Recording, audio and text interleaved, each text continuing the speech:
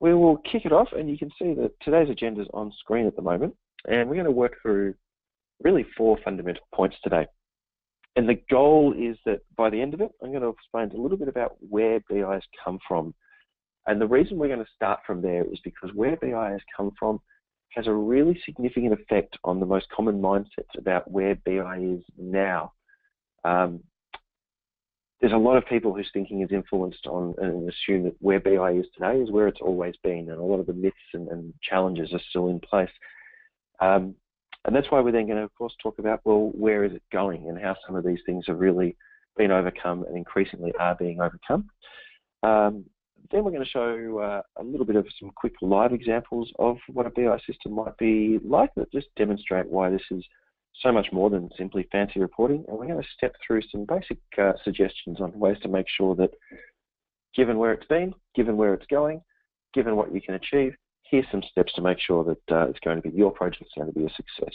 And again, as I said, there's going to be some questions at the end, so fire them in and we'll see what we can do for you. And so on to our first part, where BI has come from.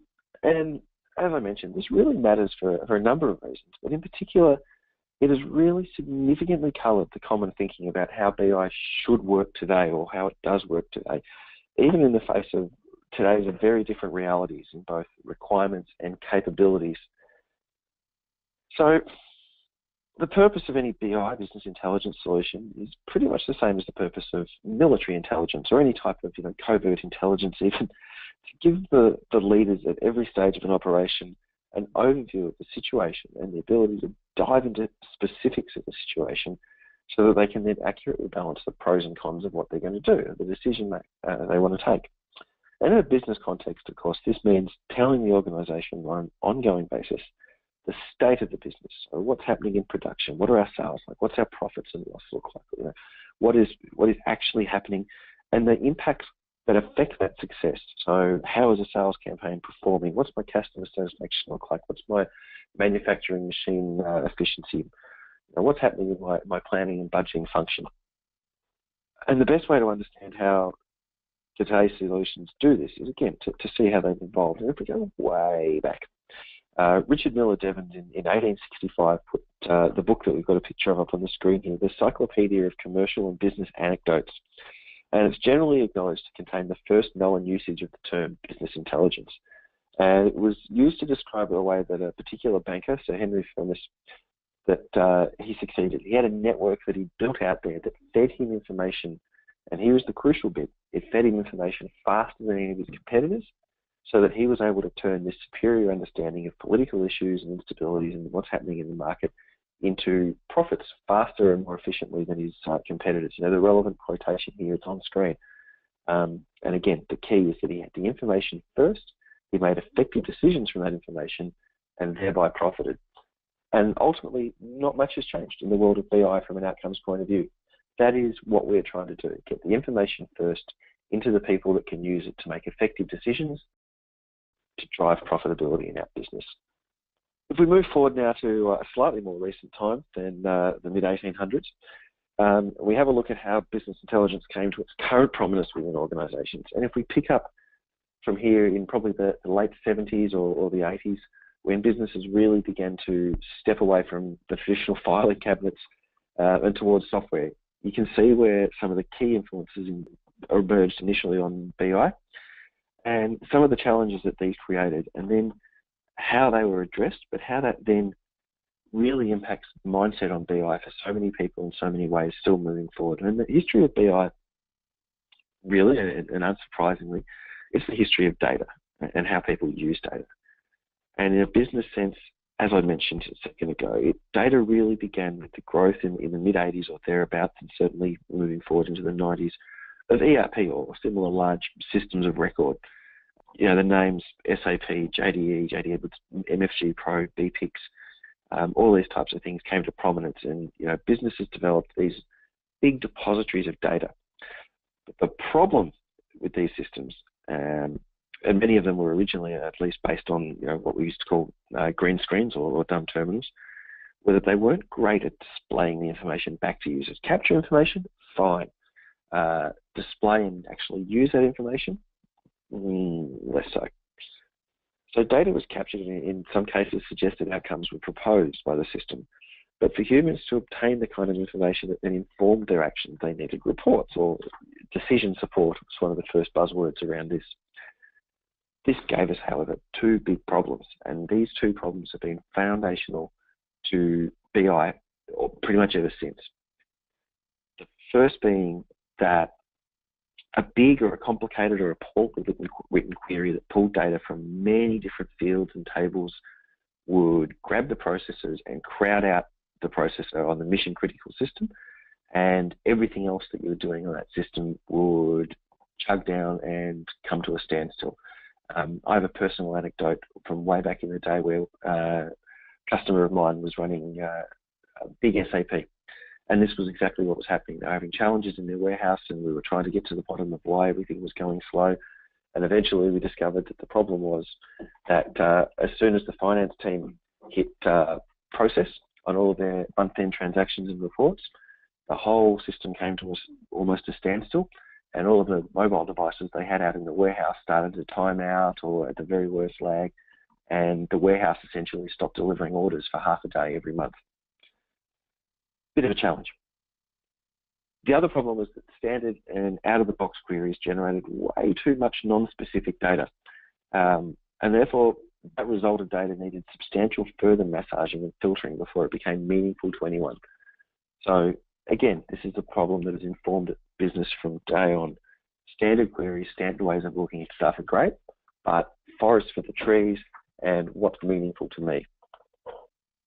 And really, the solution to the issue of big queries slowing down the source system was to copy production data continually from that system of record into a separate database or data warehouse or data mart that was created purely for the purpose of this interrogation.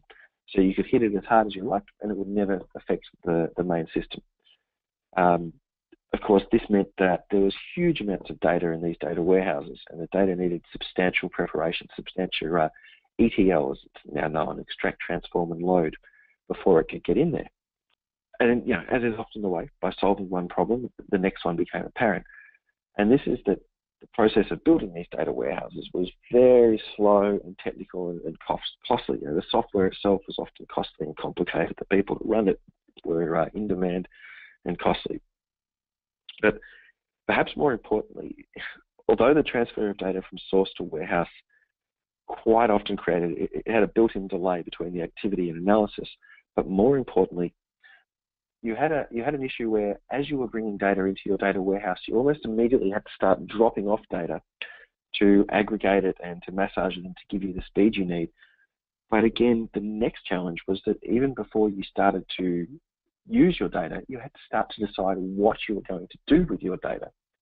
You had to determine the questions you were interested in before you knew what the answers to those questions might look like. And that, of course, is a big, big challenge.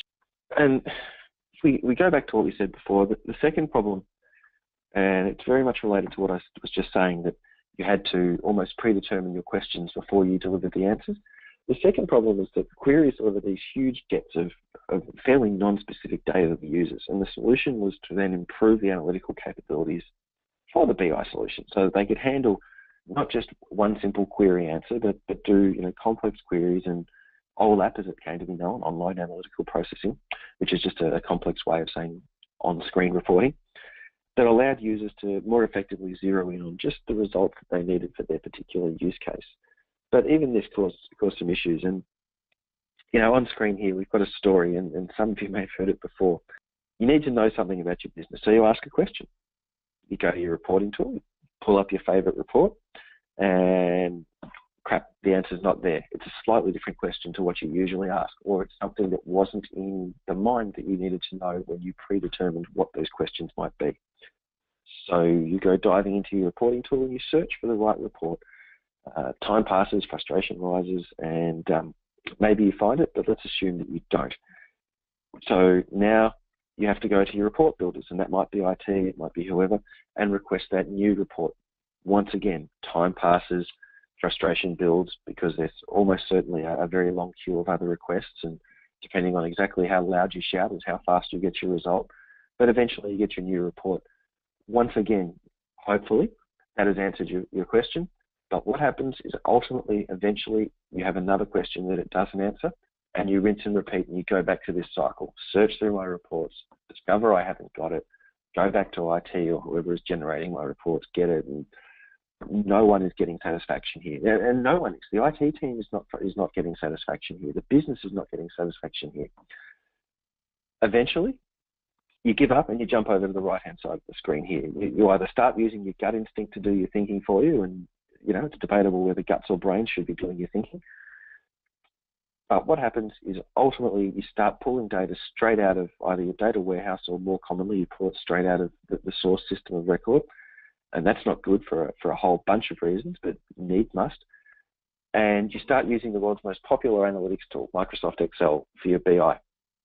Now, of course, it's seriously tough to get complicated data together from multiple places using Excel. We'll get to that a little bit later, but for the moment, let's just assume that you actually can get that data into Excel. Now you calculate it one way, and you twist it the other, and you look at it, and you fiddle with it, and you get an insight. Great. I've got my data, I've got my question, I've got it in a relatively timely fashion. I'm going to take this insight to my team. Of course, the problem is nobody agrees. Where'd you get that number from? That's not right. How did you come to this? It turns into an argument about the data, not the outcome. But of course, it's even worse. You then go and take your amazing Excel and you give it to Bill, the sales manager, and Bill starts playing with your Excel and adding his own formulas and blending in some more data. And before you know it, even you are questioning where this data came from and what it's about and what it means and whether it can be trusted. And the phrase that we use a lot here is Excel anarchy.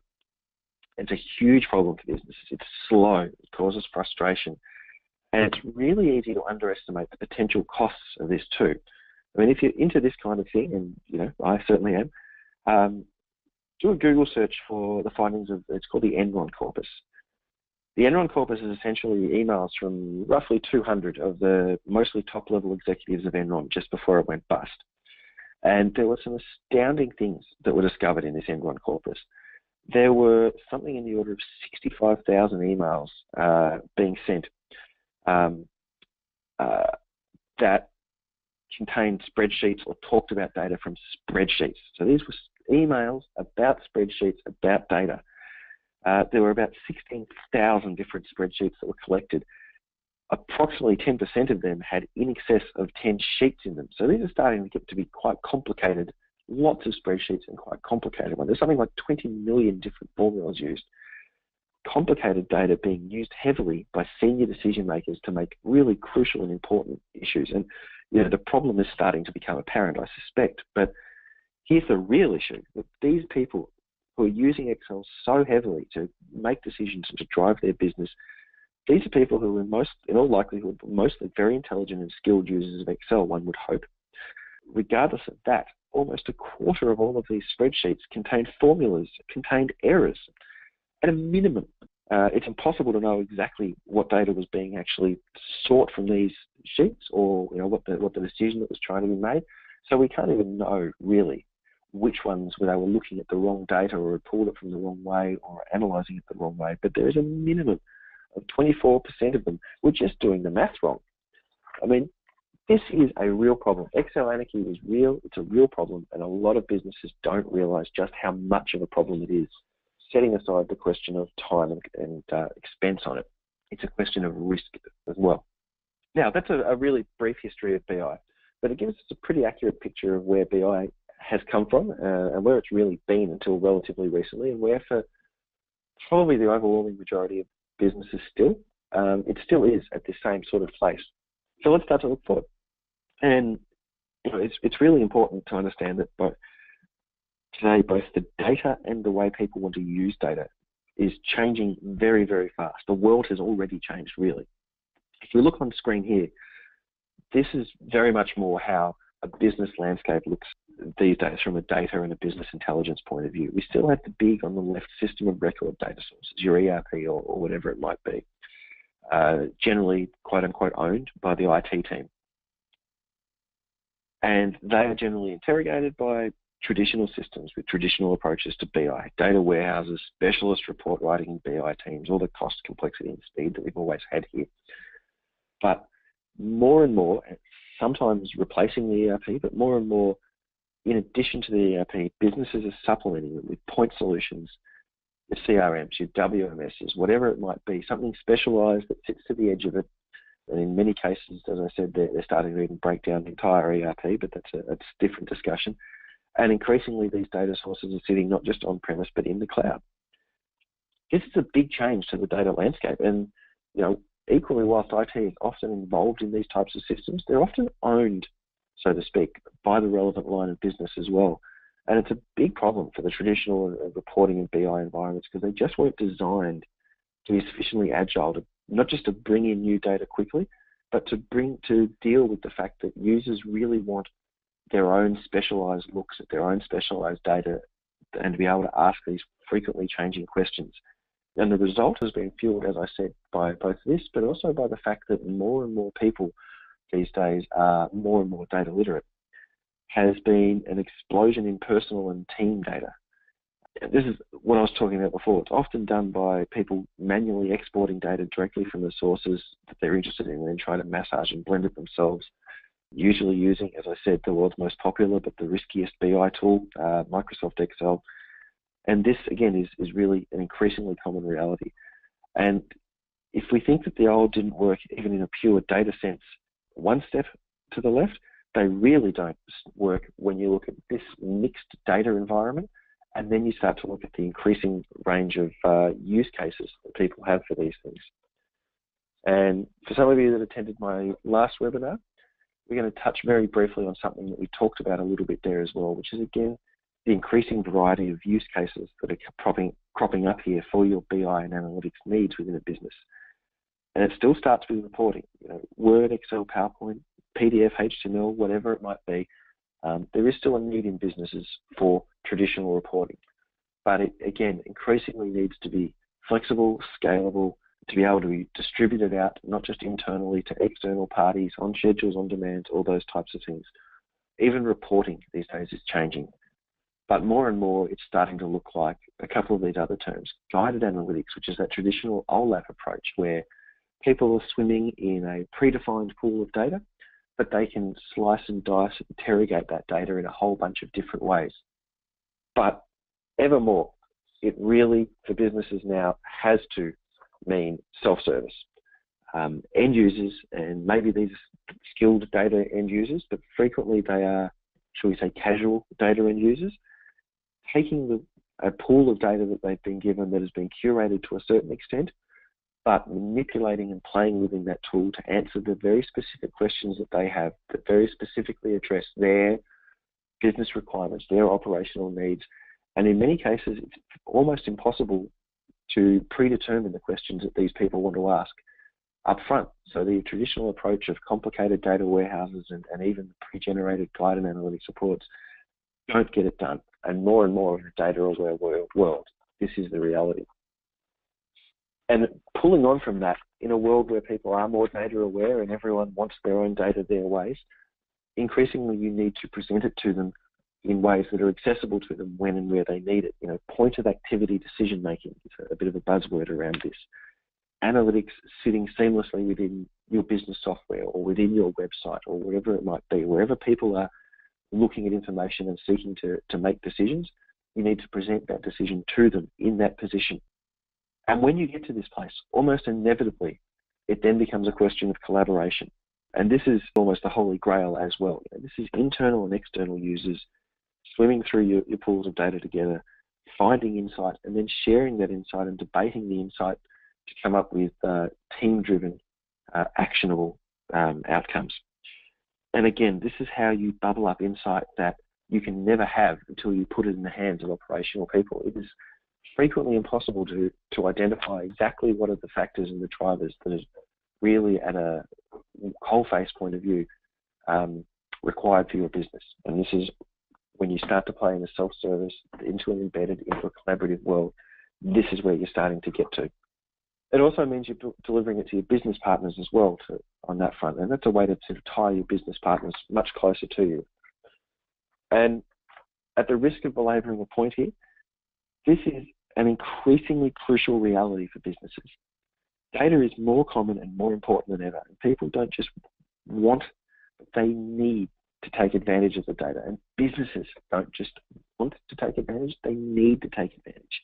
It's a fact. The information on screen here has been pulled from a handful of different places, and there's some interesting points here. But what I want you to take away is the trend here. Data is more data, more places, used by more people for more things. And if you are not on the wave, then you are struggling in the ocean while the surfers are having all the fun. And the crucial one is on the side here, that even given all of this, there's still a monstrous opportunity here. Less than 0.5% of all data is ever analysed or used.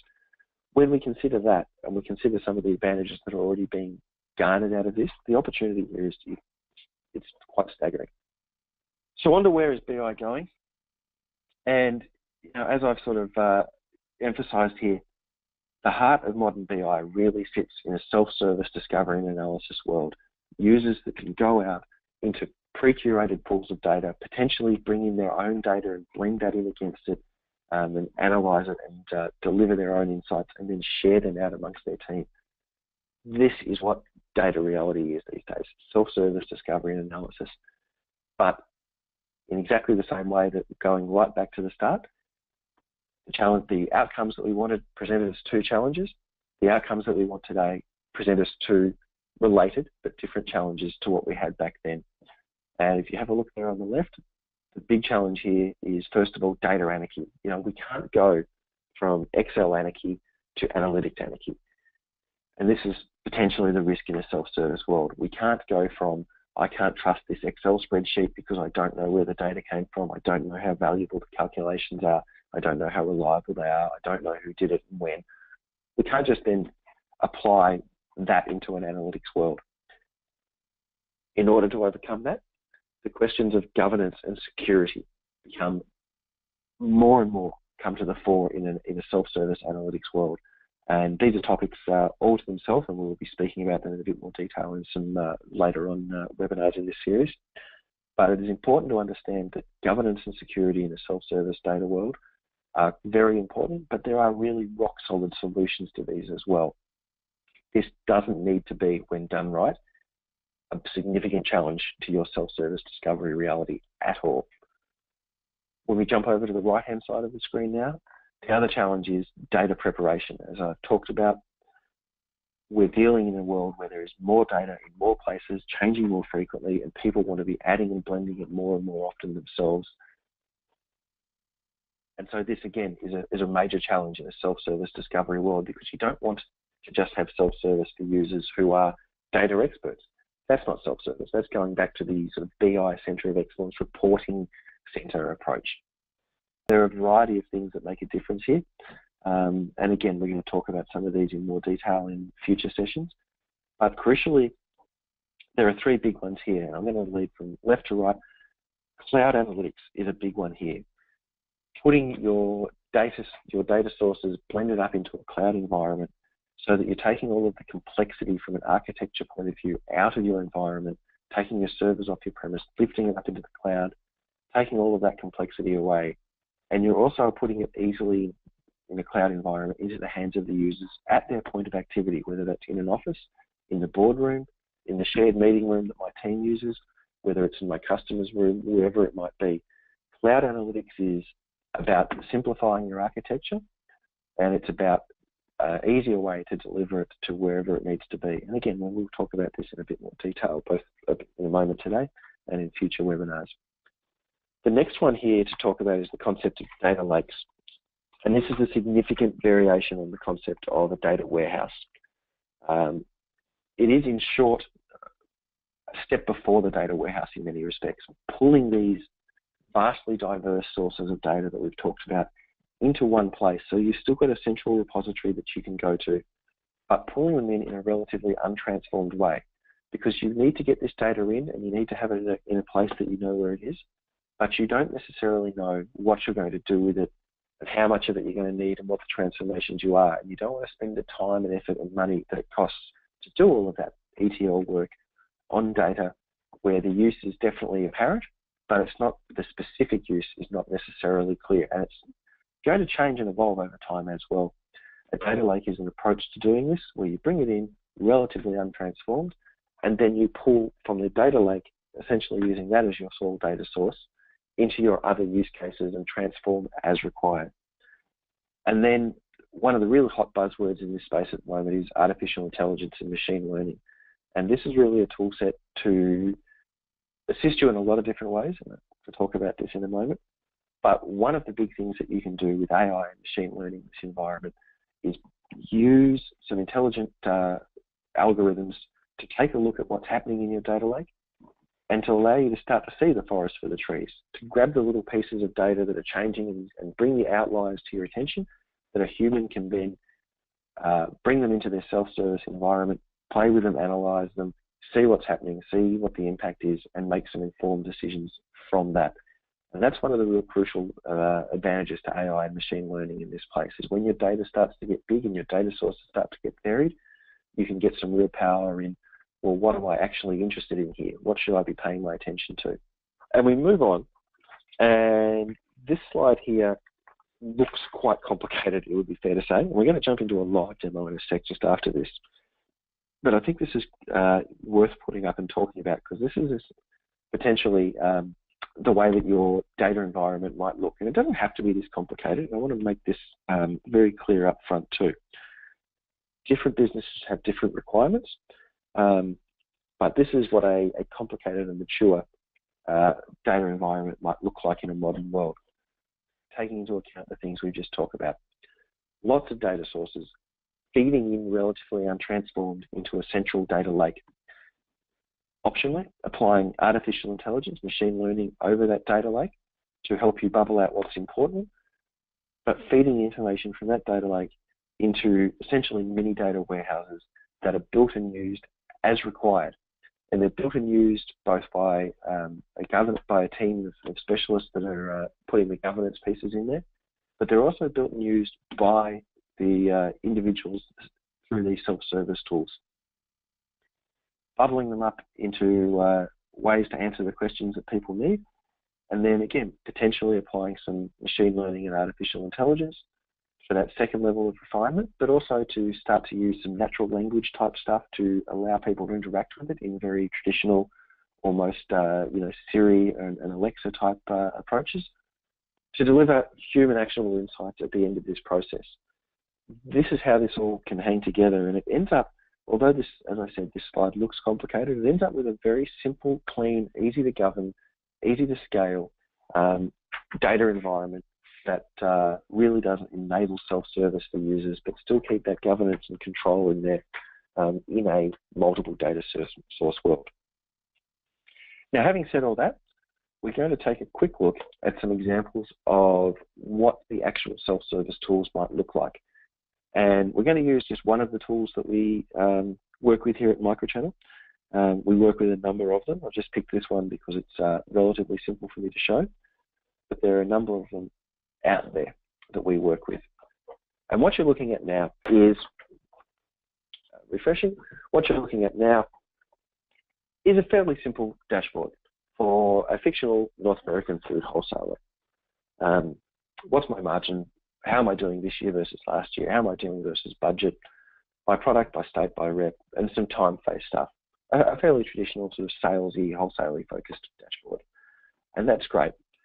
But when we start to get into a world of self-service, there are two things that we're going to be looking at here. And one is the ability to ask multiple next question type approaches.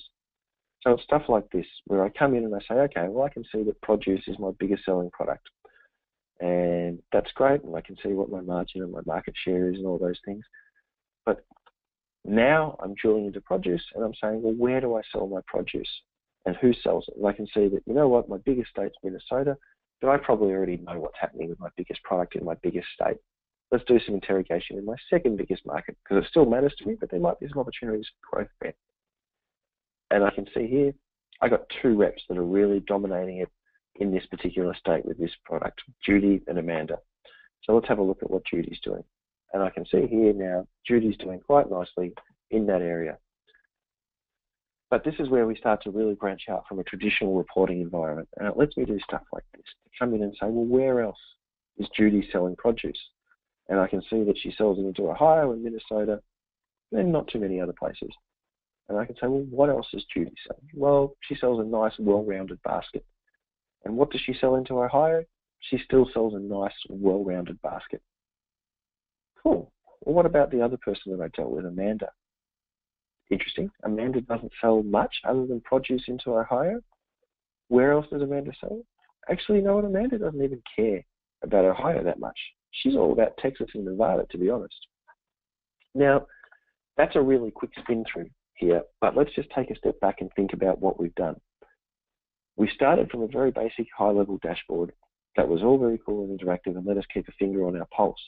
But we've asked a question, we've asked the next question, and we've spun through our data, and we've really moved through and taken a very natural and instinctive approach to the questions we're going and where our data takes us.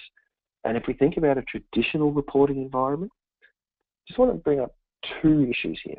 One is how many reports this would have taken to have done. Quite a few. But more importantly than that, how would I know to make some of these comparisons if I'm looking at multiple different reports?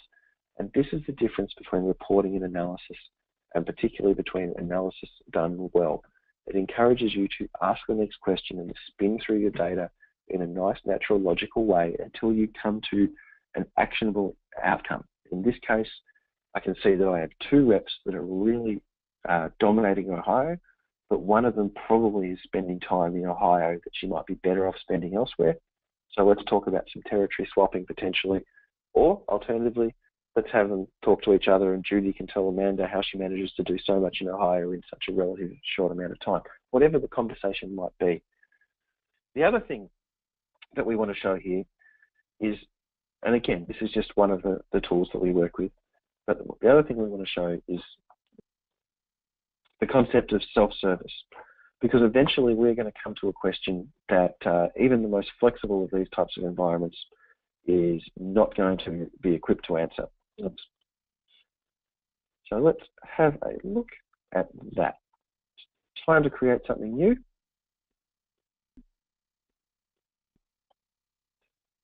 Let's now go into edit mode. Let's clear away a little bit of real estate here. Let's leave just a little bit on. And let's say that now, you know what I want to see? I want to see a nice simple bar that shows me, what have I got here?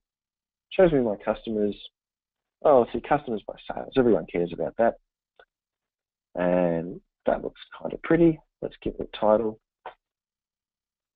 Oops. How much do my customers buy? That'll do for the moment. And again, in a modern data tool, and there are a number that we work with that can do this, as quickly as that, I'm now looking at a full list of all of my customers, separated by revenue. I can pick an individual one. It's wired up with the rest of what I've built. I can see here that my biggest selling customer, apparently I live in 1986, is Tandy Corp. And my same two reps, Judy and Amanda, are the two that are really smashing it into there. This is self-service data environment. This is complicated data that we've presented out to users in a way that they can work with regardless of how skilled they are in data. But we've got some governance features in here. You'll have seen, for instance, that I just grabbed the phrase sales dollars. I didn't have to type in what the formula for that was, but equally, I didn't have the opportunity, and maybe you're going to let your people do it, but I didn't have the opportunity to go in there and redefine what sales dollars means based on what I think it should mean. So, there's a very brief demonstration of what this might look like and what modern BI and analytics might look like. And again, I emphasize a couple of things. One is that the previous slide was a very mature and extensive data layer, and not every business needs that, or at least they don't necessarily need it straight away. Equally, the tool that we showed there's a lot of different tools that do a lot of different things a lot of different ways. You can put stuff on websites, you can use those types of tools. Here at Microchannel, we use a number of them, and it's about which is the right for you. And we're going to talk about that again in just a little minute as well. But it comes down to the next slide that I'm about to talk about, where we start to have a look at some of the ways to make sure that your BI project is a success. Here's a spoiler for those slides. Not every BI project looks the same, so success doesn't look the same for every BI project. If your business is never, or at least no time soon, going to be using lots of data sources or processing large volumes of data or delivering analysis across lots of different teams or to different audiences or plugging it out into websites or whatever it might be. Basically, if you're just not that complex, then you don't have to be that complex. That doesn't mean BI isn't for you. And in fact, it might actually mean that BI is more for you because you can be so fast to achieve success. You don't have the obstacles in the way. But, I think that's really important to say that this is an example of what it might look like. But equally, hopefully we saw in that demo that it can look really simple and fast as well. What we looked at there was just one of our tools. We work with a whole bunch of tools.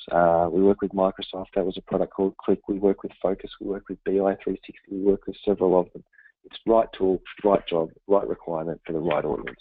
So, as we start to move towards the end of the session today, we're now going to take a few words on how to make sure that your BI project is a success. And there's a lot of moving parts to BI success. And as I said, the definition of BI success is going to be different for Bill, to Jane, to Tony, to Ted. But these are 7 steps to success potentially that will give you a very solid foundation. And number one, and shamelessly lifted from a far more successful business advisor than myself, is to begin with the end in mind. So in this case, I mean, step back from your immediate BI needs that you've identified and take a look at where you want to get to. How far down the path do you see yourself traveling over time, and over what time as well? I've touched on a number of factors that influence BI projects in some of our previous webinars, and I'll touch on them again just briefly in a moment. But how many of them do you see coming into play for you over time, and again, over what time? Because the answer is going to make different for everyone, and it's going to make your solution look a little bit different for everyone there. And you need to be thinking about it up front, because different BI tools will do different parts of the picture in different ways and with different capability as well. If you expect to start somewhere and then get somewhere else really fast, then maybe that means that a different tool is appropriate right from day one. If you expect to start somewhere else and not get to the other place for many, many years, maybe there are some really easy interim steps that you can take, and this might be the tool to start with. Think about what success might look like and where it might lead to next. So, the next one here is to pick a clear first use case. Pick somewhere to start. It's not uncommon for people to say, well, I know I need BI, but then to not have one clear project to start with, to either try too big or too vague. Pick one place. Maybe it's just sales analysis. Maybe it's just inventory analysis. Maybe it's risk. Maybe it's whatever it might be. Whatever. Just make it one clear thing that we're trying to achieve to start with. And remember, of course, that this might not be the end point, but you've got to have a starting point. Next up, get someone from within the business close to the operational outcome with a vital personal interest in this first use case and bring them inside the tent. There is nothing worse than assuming that what you're delivering is what people want and then finding out what you're wrong.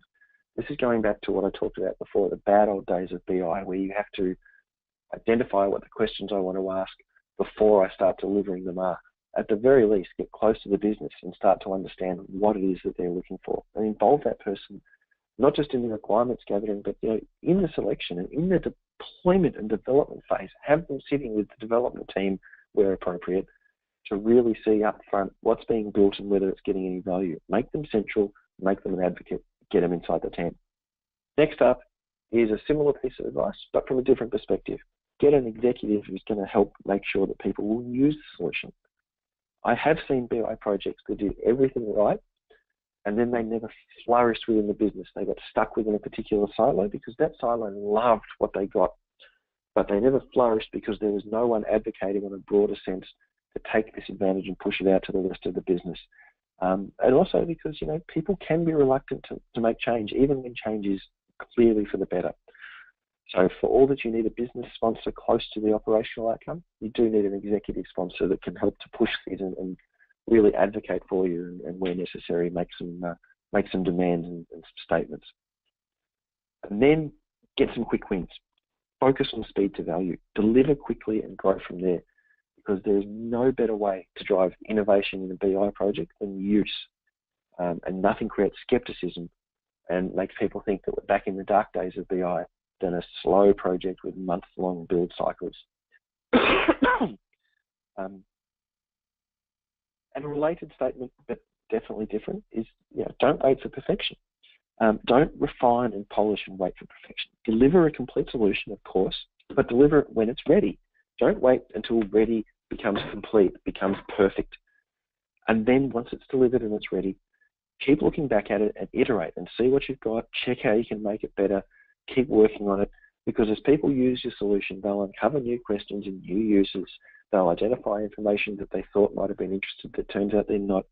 And you need to be constantly iterating and taking advantage of that. And taking advantage of the self-service aspects of this stuff. This stuff can be built quickly these days. Get it up, get it going, and then get it better. And then at the end here, a good BI project, they're like Tim Tams. You can stop at one, but why would you?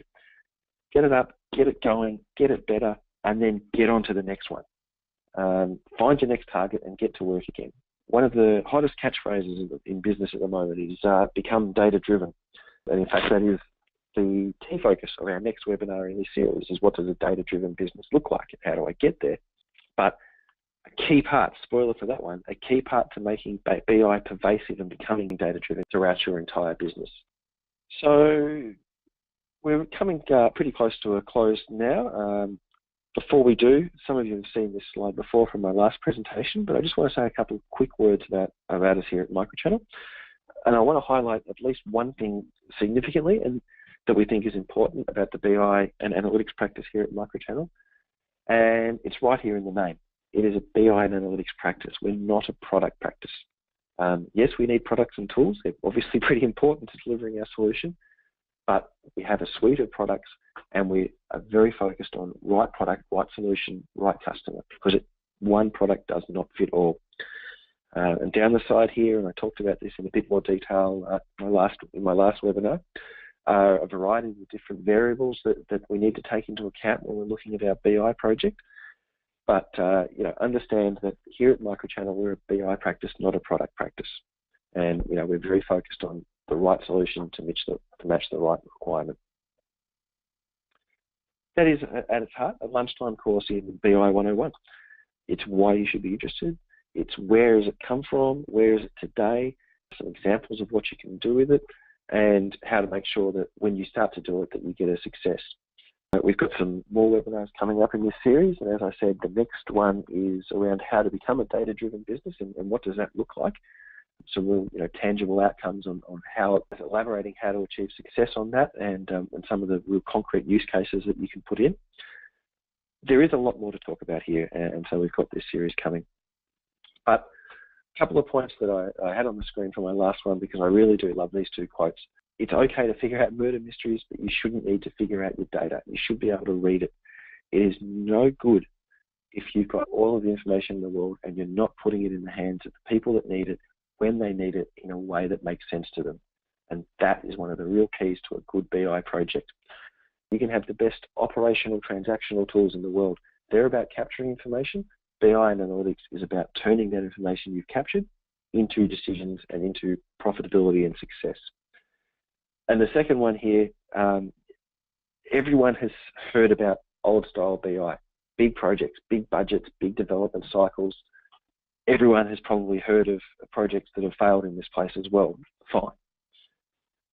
To which I say, this is not the reality today. Come and talk to us here at Microchannel. Talk to some of our customers that have got these kinds of results. Sometimes in a matter of weeks and days, they've gone from 0 to 100 miles an hour. This is deliverable. This is a reality, and it can be in the hands of you and your team very, very quickly, regardless of what your size is.